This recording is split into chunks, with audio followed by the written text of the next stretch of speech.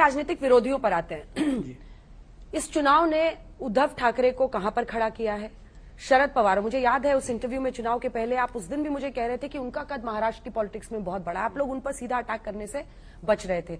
लेकिन अब जब पॉलिटिक्स और ये सारे, कोई भी आपके शपथ ग्रहण समारोह में नहीं आया। 14 में सारे लोग आए थे।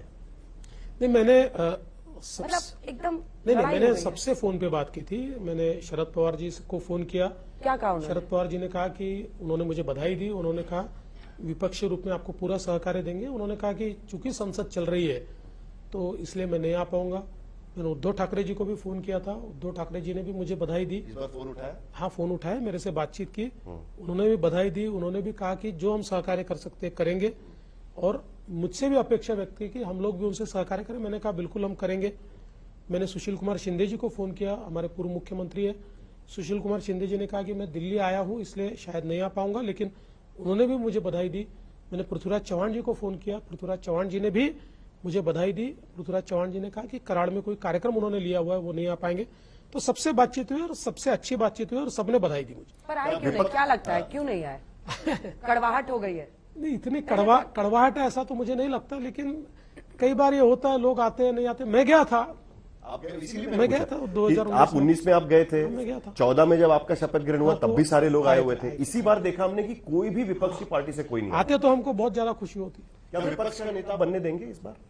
क्योंकि स्थिति तो ऐसी कि नंबर्स नहीं है उनके नहीं, पास। विपक्ष का नेता बने या न बने ये पार्टी नहीं तय करती, मतलब ये अध्यक्ष तय करते हैं।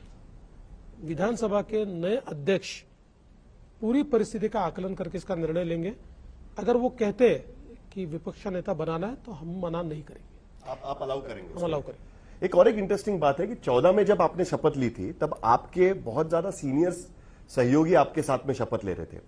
तो 3.0 में देवेंद्र फडणवीस का मंत्रिमंडल किस तरीके से अलग होगा? आप एक 10 साल अब क्या कहते हैं कि सीनियर हो गए अभी यहां पर तो उस लिहाज से कैसे क्या फर्क 10 साल होगा? नहीं, मुझे 25 साल हो गए महाराष्ट्र की विधानसभा में। नहीं, मुख्यमंत्री के तौर पर कह रहा हूं। जी जी, नहीं, सही बात है।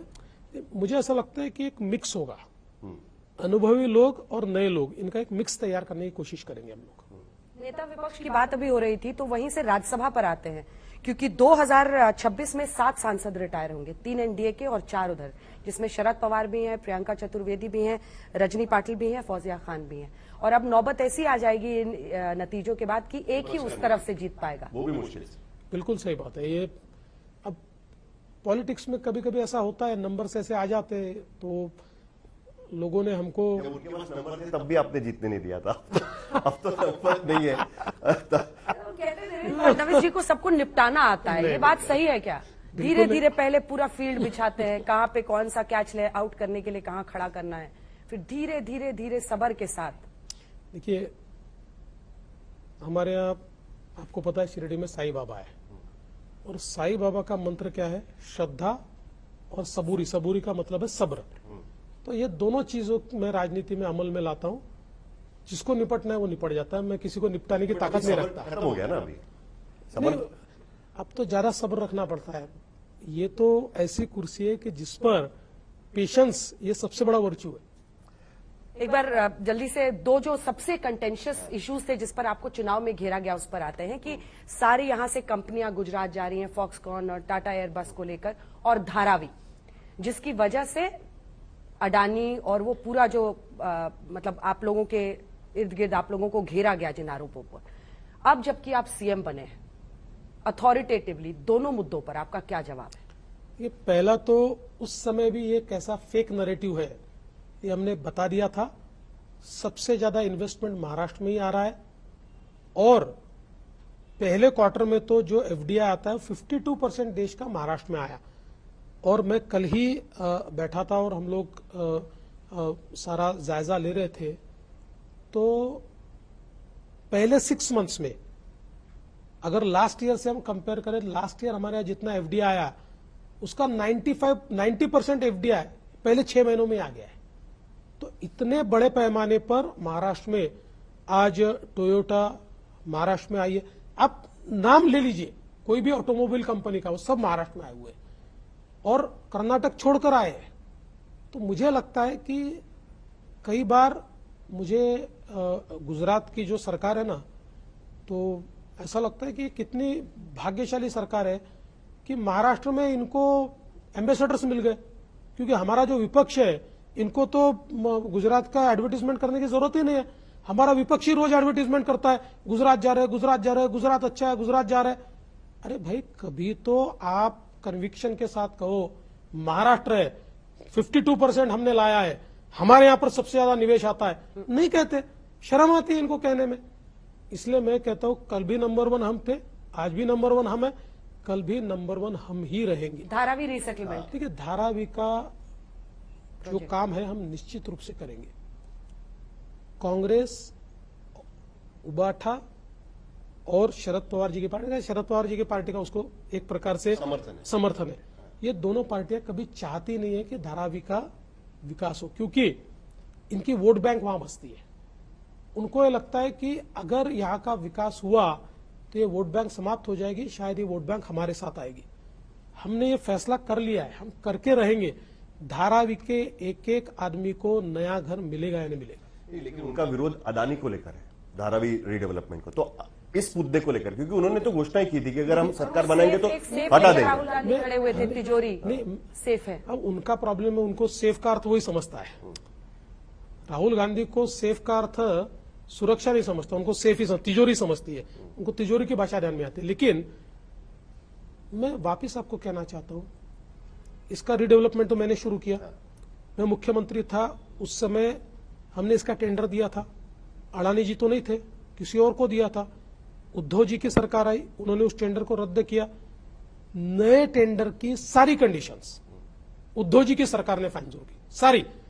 कैबिनेट का निर्णय उद्धव जी का है, सारी कंडीशंस। हमने उसमें एक केवल बदलाव किया, उन्होंने टीडीआर का कैपिंग नहीं रखा था। मुझे ध्यान में आया कि अगर टीडीआर का कैपिंग नहीं होगा तो जो भी डेवलपर है वो मुंबई का टीडीआर किंग बनेगा, वो मार्केट को मोनोपोलाइज करेगा। इसलिए हमने टीडीआर का कैपिंग डाल दिया।